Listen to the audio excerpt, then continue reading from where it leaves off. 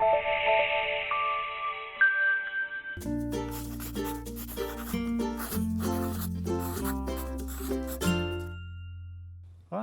I'm Jim Griffith, and this is our storied desert land.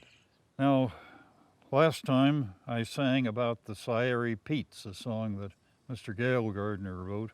Cowboys loved his stuff. It got passed around word of mouth, and he finally self-published a little booklet called Orahana Bull for Cowboys Only. Orahana is a calf that hasn't had his ears clipped. But this is called the Cowman's Troubles, and I suspect that anyone who has tried to do business in contemporary bureaucracy will be able to relate to it. Now, I used to make money a running wild cattle in them good old days before the business went wrong, when a hot running iron and a rawhide riata was all that you needed to start you along.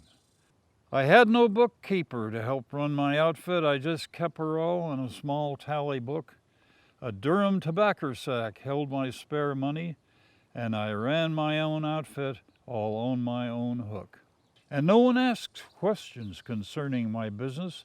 I wouldn't have answered a one anyhow. I just would have told them to go to the devil. But things is quite different with cattlemen now. With the bankers and the lawyers and the forest officials, the land office men and inspectors as well, a-riding the cowman all over the country, no wonder the business has all gone to hell. For nowadays it seems that the whole darn creation has got to know everything under the sun. They even keep cases on all of your dogies and tell you the way that your outfit should run. I went to a banker to borrow some money when times they was hard and my pocket was low. He looked over his glasses and he pulled his chin whiskers, and these was the things that he wanted to know. Tell me, who was your father? And who was your mother? And where were you born, and if so, tell me why? How many times have you been in the cooler? And where do you think you will go when you die? We'll mortgage your outfit at 8% interest. I'm sure that's the only thing for you to do. Go see our lawyer, and for $500 he'll draw up the papers and fix it for you. There come to my ranch house a young forest ranger, a slim scissor bill and some leather puttees. He had him a hatchet tied onto his saddle, and all that he knowed was the herding of trees. Well, he got out a pencil and 17 papers and spread them all out just as neat as could be. He looked just as wise as a tree full of barn owls. And these was the words that this man said to me. How many cattle have you on your ranges? And how many head did you say you had sold?